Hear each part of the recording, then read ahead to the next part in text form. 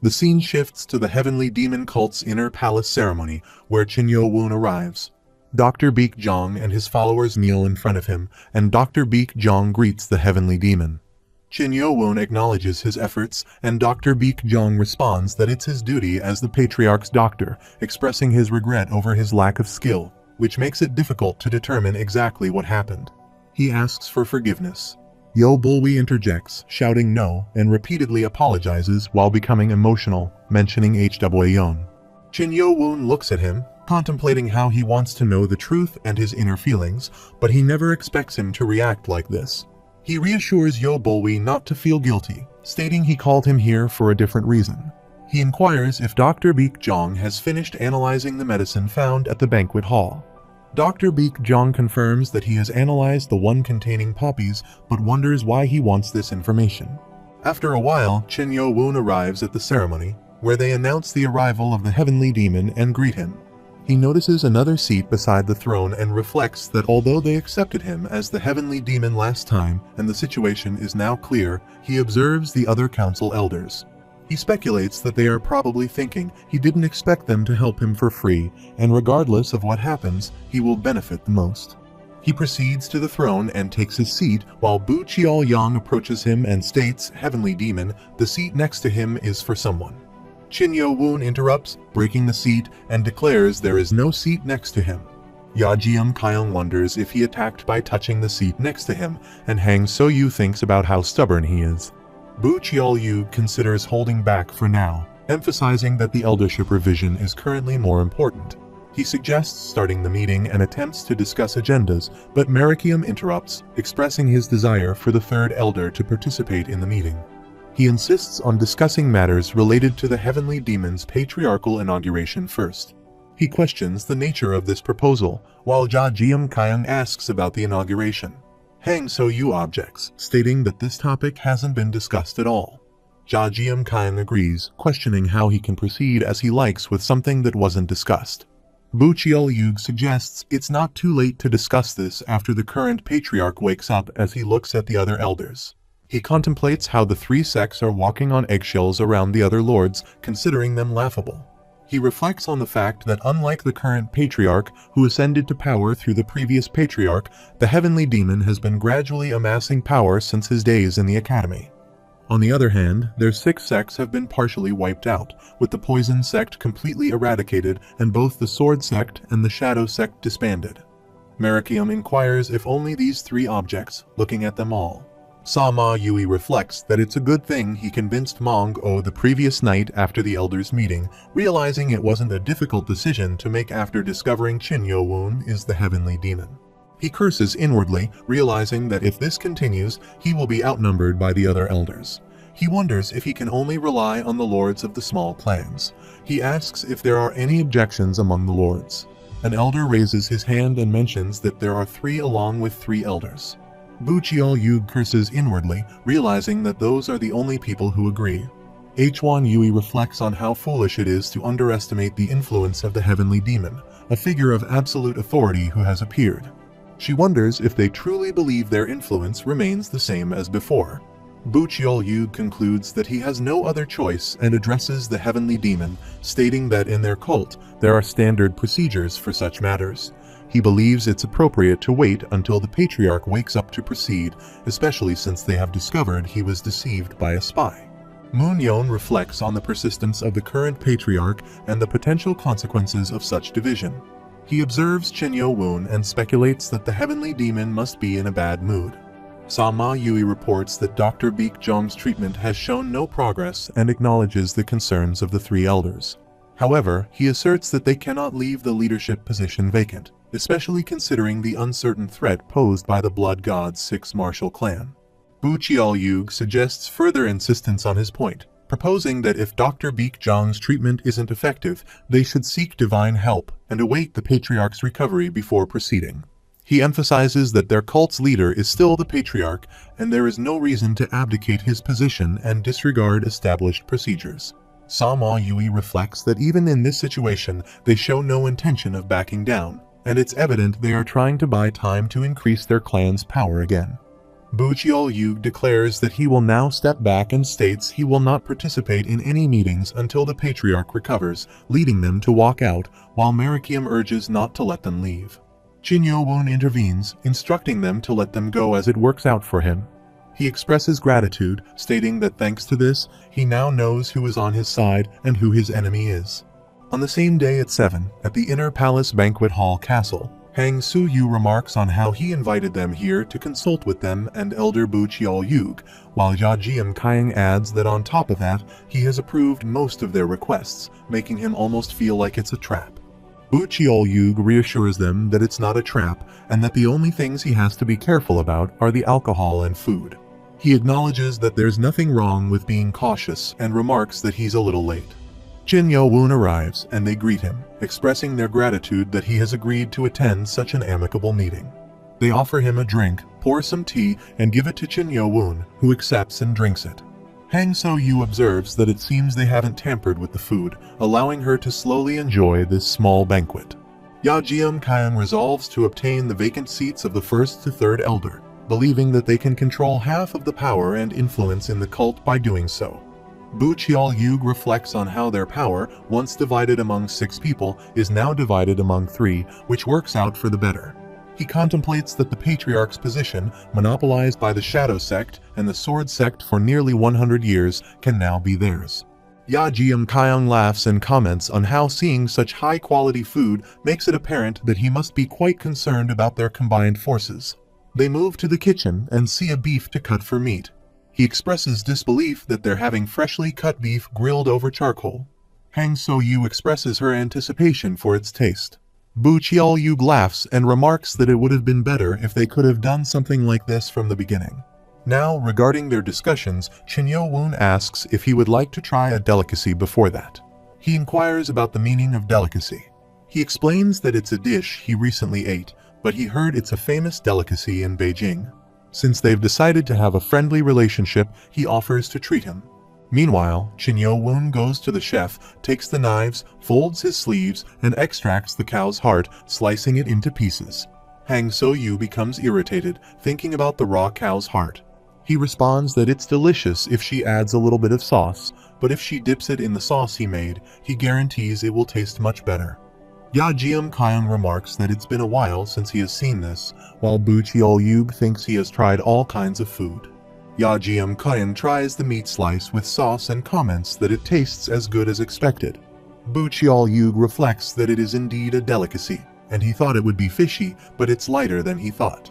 Hang So-yu thinks it doesn't suit her taste, and Chin-Yo-Woon takes a sip of his drink, stating that now that they have tasted the delicacy, they can talk about the agreement. Buchiol-Yug acknowledges that he understands, while Yajiam Kyung thinks that finally he doesn't know how much he is willing to give them, but he has to get as much out of him as possible. He states that before discussing further, let him outline his requirements first. Buchiol-Yug asks what his requirements are and what he is suddenly talking about. He explains that they can only reach an agreement after addressing each other's needs. Buchiol-Yug agrees, saying, "Alright, please go ahead." He reveals that they will abolish the 6 main clan system that they have been maintaining from the past. Buchiol-Yug interrupts, asking Heavenly Demon just now what did. Chin-Yo-Woon interrupts him, saying he is not done yet. Buchiol-Yug requests Chin-Yo-Woon to continue, while Chin-Yo-Woon proceeds by saying secondly, they will change the ranking system of the elders' positions from traditional martial prowess to a system based on martial glory's achievements. Hang So-yu asks for pardon, and he reiterates that thirdly, all clans in their cult can't possess more than 1 armed group, and any additional armed groups will be restructured into units under their cult's management. He taps on the table in anger, causing it to break. Merikium intervenes, putting a sword at Buchiol-Yug's neck and questioning what he is trying to do. Chin-Yo-Woon explains that he's merely discussing his requirements for a friendly discussion. Merikium questions how it is friendly, noting that what he is saying sounds more like a declaration of war. Meanwhile, Chin-Yo-Woon explains that in order not to escalate the situation as he requested, he has held this feast in an open space, sent all the guards back, and only had the Grand Guardian and some attendants accompany him. She shouts, questioning if he thinks that makes sense, stating that the condition he has put forward now is no different from saying he's going to take away their 3 main clans' power. Bu Qiaoyug responds, addressing the heavenly demon, stating that he knows all of their three main clans' forces are currently on standby outside the inner castle. Qin Yo-woon replies that's the condition they guys put up before this discussion. Bu Qiaoyug continues, stating that their numbers make up 20% of their cult's total power, and questioning if he thinks he will be able to keep the Six Blades Martial School, the Murim Alliance, and the Evil Alliance in check after losing them all. Marakium asks how he dare threaten the heavenly demon, and Qin Yo-woon responds that, as expected, it's hard to talk nicely to them, instructing them to kneel down. Bu Qiaoyug wonders what the hell is happening, feeling pain in his heart, while Yajiam Kyung realizes that the pain is in his danshan, preventing him from moving his inner Kai. Hang So-yu also feels pain and wonders what is happening. They all cry out due to the pain. Bu Qiaoyug notices that the pain disappears after they kneel and demands to know what he did to them. He explains that it was a poison worm, perfect for people like them, whose heads are full of rotten things. They ask what he means by poison worm, and he confirms it, explaining that he fed the cow they ate in advance with the poison worm, which then made a nest in the cow's heart.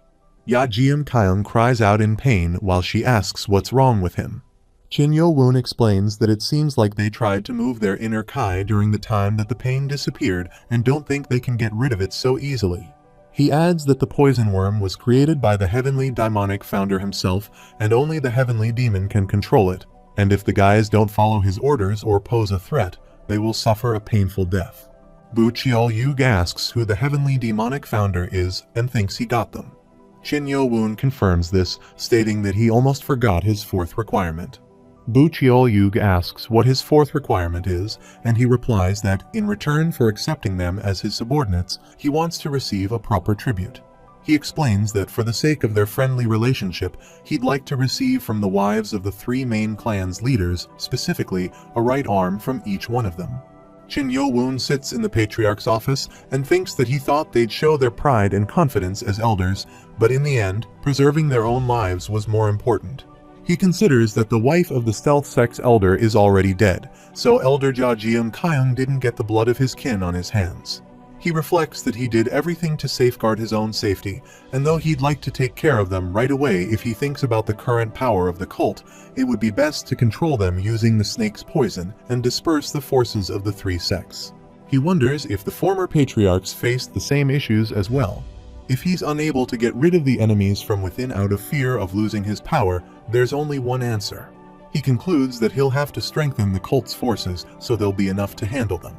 Meanwhile, he considers that he'll cultivate new masters and drive them out, thinking that this won't take long. He states, Heavenly Demon, he must put on his formal attire and get ready, as it's already time. The scene shifts to the inner palace of the demonic warrior cult, where many cadets gather. One of them attempts to move forward, but guards block his way, instructing him to move back a bit more. He questions how they are supposed to move back when they want to see the cult's new leader up close. The guards acknowledge their feelings, but emphasize that it's dangerous, so they should please keep their distance. As they hear the beating of the drums, they realize that it's finally starting, and he'll finally be inaugurated. Go Wang Hul says he's truly moved that he had finally risen as the Patriarch, and Baek Gi agrees, saying that it feels just like yesterday when he was worrying about the grand tournament for the minor priesthood back at the academy. Yeonmu HWA interjects, expressing her sympathy for Hyo Bong because, more than anyone else, he was the one who wanted to watch the inauguration up close. Everyone looks at her as she continues, mentioning how excited Hyo Bong was when the Lord's inauguration was decided, but he became despondent when he heard he had to watch the event from afar. Baek Gi remarks that there's not much they can do when being assigned to the podium would only amount to over a week's salary. Go Wang Hul agrees, saying it's unfortunate since Hyo Bong wanted to watch the Lord's inauguration up close. A guard announces that the inauguration will begin and requests everyone to settle down. They all look at him, and Ho Sang HWA asks who that is, feeling like she has seen him somewhere before. Hyo Bong approaches, surprising them all. Baek Gi reassures them, saying they were worried for nothing, and Go Wang Hul agrees. Meanwhile, the guards blow the vessels and beat the drums. Marakium arrives with a medal and some gifts, and all the cadets give blessings to him, repeatedly saying long live the demonic warrior cult. Marakium addresses the followers of the great demonic warrior cult, announcing the heavenly demon's order. He states that they will now begin the inauguration of the great demonic warrior cult's patriarch. After a while, Chinyo Woon arrives, and everyone looks at him. They offer their sincerest congratulations to him while kneeling.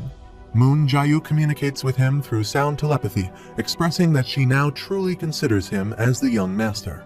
Another person laughs, remarking that the patriarch is his apprentice and wonders how long he's going to keep calling him that.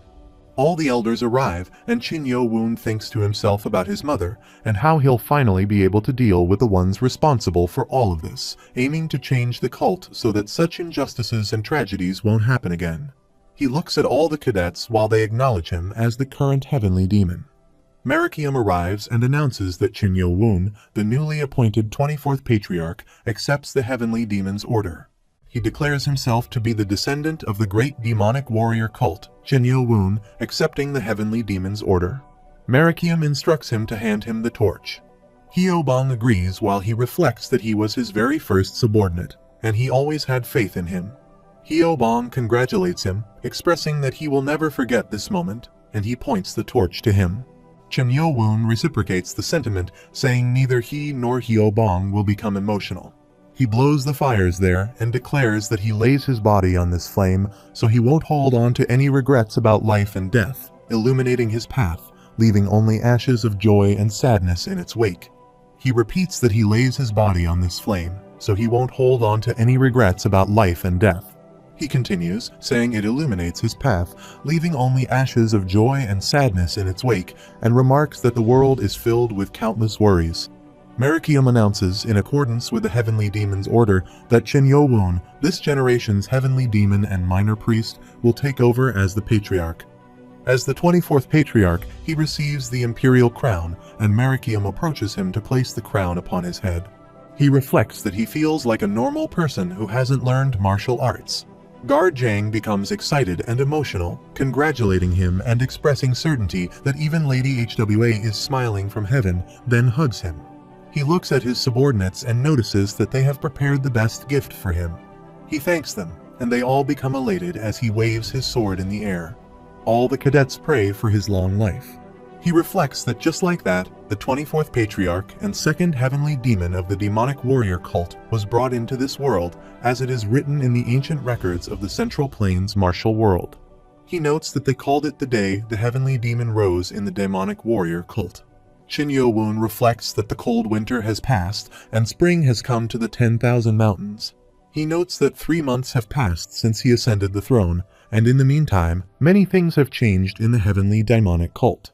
He observes that, first of all, a policy was passed in which, except for one brigade in each of the main clans, all the remaining power would be attributed to the brigade directly under the cult's control. He acknowledges that there was some opposition, but it received a lot of support due to the fact that everyone's power would be equal. He states that everything will be decided based on his strengths, and in other words, he will prioritize those who have skills. He further reflects that, as per his declaration, the brigade and squadron that each main clan's leaders would be able to control are dependent upon their ranks. Meanwhile, he considers that it played a role in providing opportunities for small and medium-sized clans, while encouraging those small and medium-sized clans to make constant efforts in order not to be overtaken by the existing bigger main clans. He reflects that this talent prioritization policy wasn't limited to the main clans, and 2 months after the inauguration ceremony, a big tournament was held to select new elders. It was a tournament not only to select new elders, but also to determine the new ranking of the existing elders. He notes that the minimum level of participants is Master Martial Prowess, and originally, the minimum level for the elder position was Grand Master Martial Prowess. However, the requirement was eased as they thought that a new master at the level of Grandmaster Martial Prowess wouldn't appear in the first tournament. He reflects that in accordance with the criteria given not only to the main cult, but also to the branches, a total of 45 participants applied. He notes that among them, 32 people passed the preliminaries covering tactics and fighting forces.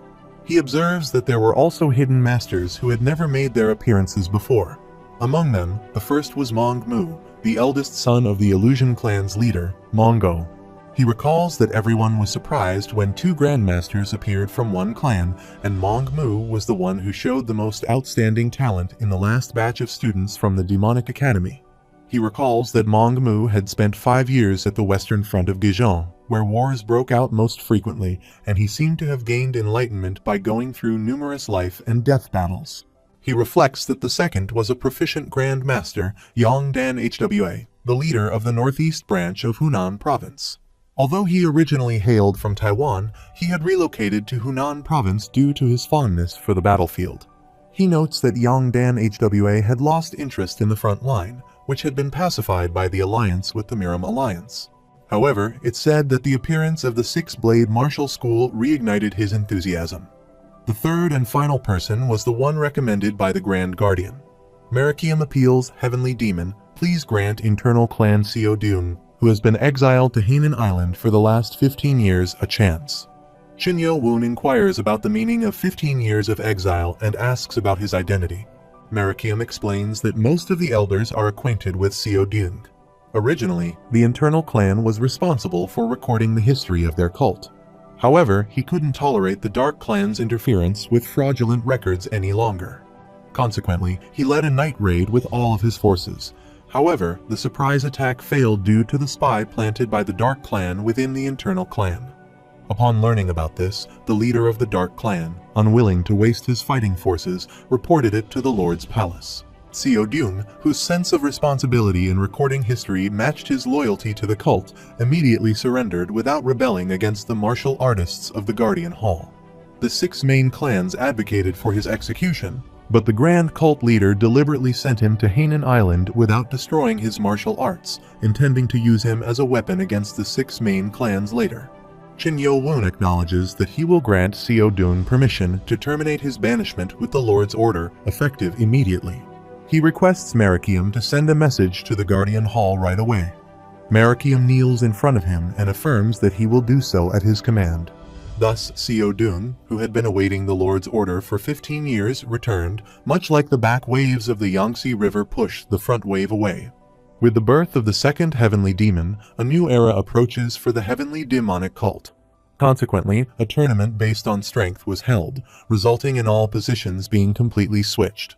Bu Qiuyan, the leader of the Blade Clan, who claimed no one would be his opponent since the Dark Clan and the Sword Clan had disappeared, was eliminated in the second round and couldn't enter the top ranks.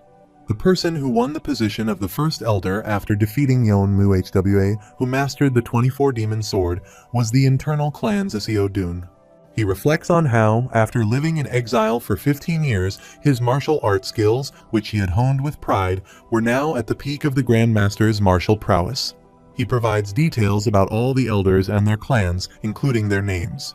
Even though Gu Qiuyang of the Nine Gates clan didn't reach the Grandmaster prowess level, he still rose to the position of the 12th elder due to his remarkable results.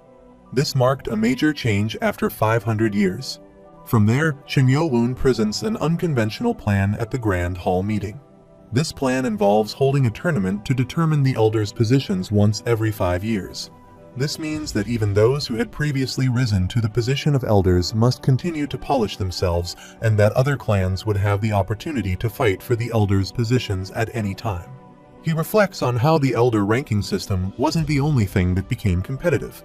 As the size of the security hall increased, it was divided into the 6 sword brigades, and he made his subordinates, the 6 swords, compete. Most of the martial artists of the 6 sword brigade were made up of subordinates Chinyo Wu gathered from the Demonic Academy. Ho Jin Chang, who was previously a martial arts instructor at the Demonic Academy, became the leader of the security hall with the consent of all 6 swords. Most of them have been reorganized, with only the Guardian Hall remaining intact. This was because of the tradition that had been passed on since the time of the ancestral heavenly demon. He reflects on a battle against the 6-blade martial school that took place within 3 months. They received information stating that the 6-blade martial school was gathering at the border between Fujian and Zhejiang provinces. The first elder led the 5th elder, the 10th elder, and the 11th elder to set out. Contrary to the expectation that it would lead to a major war, it ended after a small battle at the border. According to the Invisible Clan, there would be no major confrontation as the 6-blade martial school solidified its internal forces. In preparation for an emergency, the 4 elders decided to stay in the northern part of Fujian province for the time being to keep an eye on how things would unfold. Chin Yo-woon remarks that the Six-Blade Martial School has done them a big favor this time, and now is the perfect time to disperse the power of the three main clans within their cult. Marakium responds to his command and informs him that a month before, messengers from the Miram Alliance delivered a letter from the Alliance leader. The letter conveyed the news that the Miram Convention, which they had asked Chin Yo-woon to attend in the new year, would be postponed for the time being. Along with this, they extended their congratulations to him for becoming the cult leader. Hwan Yui adds that currently, the Miram Alliance is trying its best to block information, and it seems that the Six-Blade Martial School's spies have infiltrated deep within the Alliance's force as well. Chin Yo-woon remarks that they must be having a hard time, and she agrees, stating that, unlike their cult, it'd be hard to find out who they are, as it's an alliance made up of numerous sects. He adds that he tried to make Yo-Bol HWI and P-Hyan open their mouths by asking the demonic doctor to recreate the drugs that the Six-Blade Martial School's spies used, but it took time to get the poppy, so he had to postpone it. He explains that for over a month, after numerous treatments from the demonic doctor and a number of physicians, the great cult leader Chen Yuzhong was still in a state of unconsciousness. He concludes that in the end, he chose the divine doctor as the last resort. Marakium informs them that after their investigation, they've figured out where to bring the Divine Doctor's Jade Token, and it's said to be the abandoned Sword Valley in Hubei Province, the territory of the Wudang Sect and the Great Juge family. Chin Yo-woon remarks how troublesome it is, stating that even if they claim to be in an alliance with the Miram Alliance, when it comes to the Divine Doctor who can save anyone except for the dead, he's sure even people from the Miram Alliance will be aiming for that jade.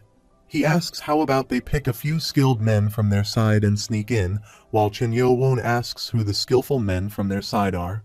He suggests they dispatch masters unknown to the outside world. Thus, the second elder Yon Mu HWA, Ho Sang HWA, and Beak Gi of the Six Swords were selected as a special dispatch team.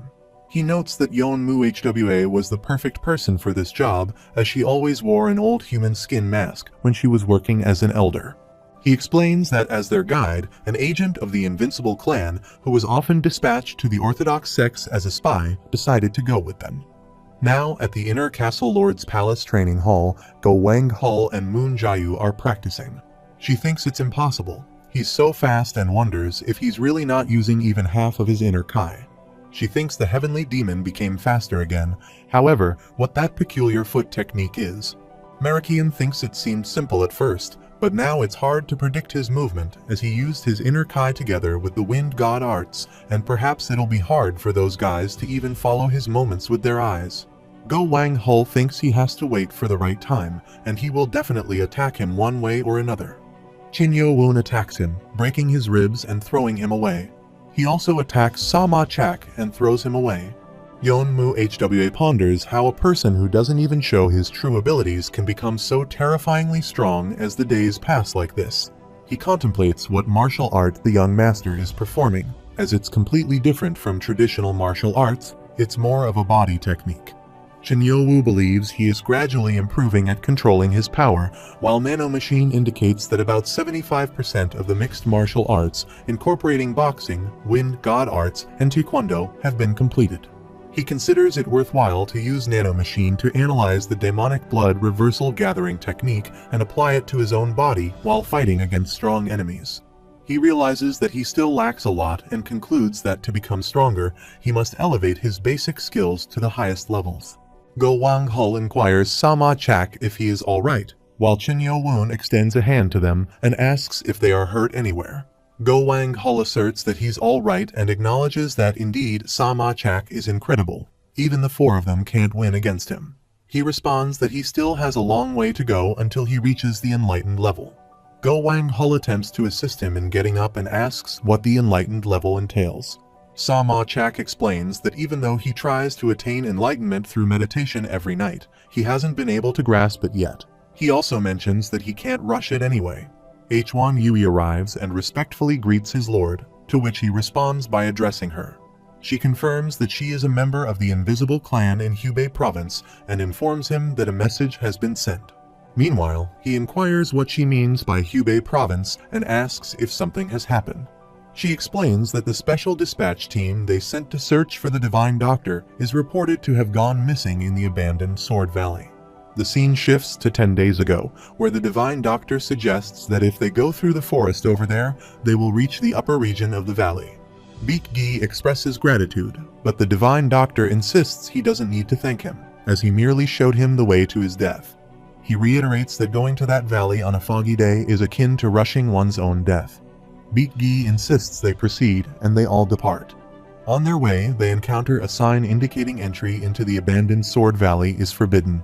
Yeonmu HWA observes that the further he goes into the forest, the more he can hear the resonating cry of the swords. He wonders if he should try to follow it. She asserts that from now on, she will take the lead, with her followers agreeing. They all proceed forward, preparing for any potential attacks from any direction.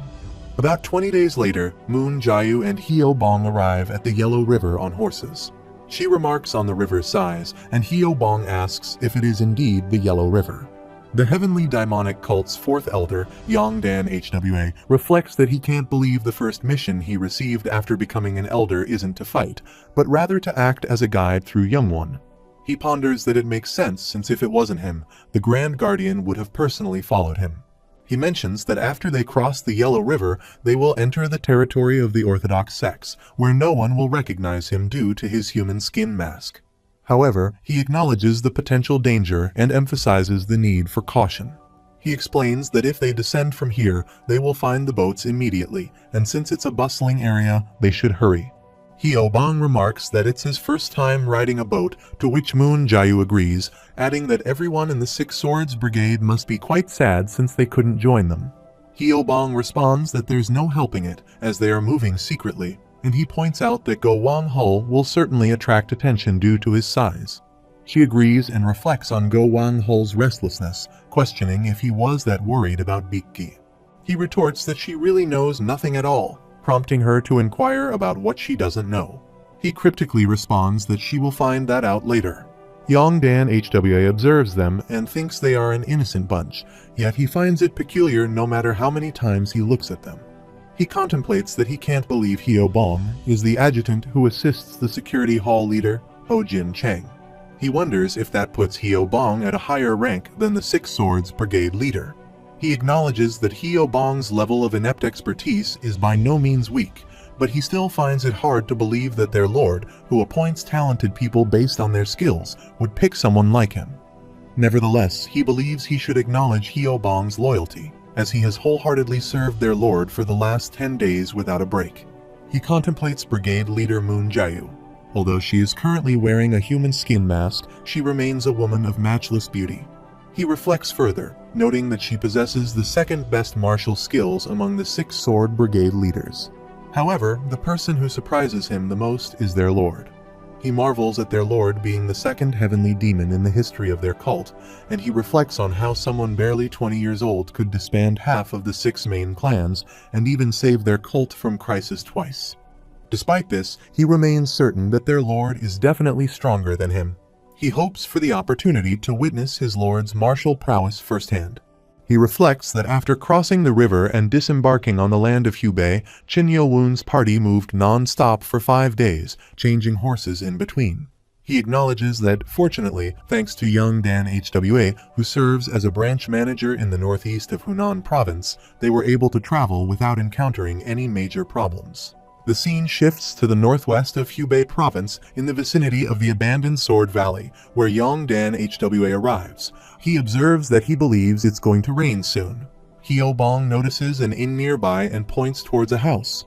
Yongdan HWA suggests they should rest there for the day and leave early the next morning. He observes the rugged mountain peaks and notes that the abandoned Sword Valley is located between them.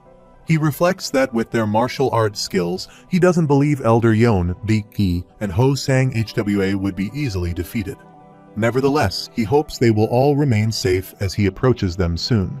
They arrive at the Apple Garden Inn, and Moon Jayu comments that it's not very big, but has everything they need. They enter the inn, while Yongdan HWA reflects that they have been attempting to avoid martial artists from the Orthodox sects as much as possible.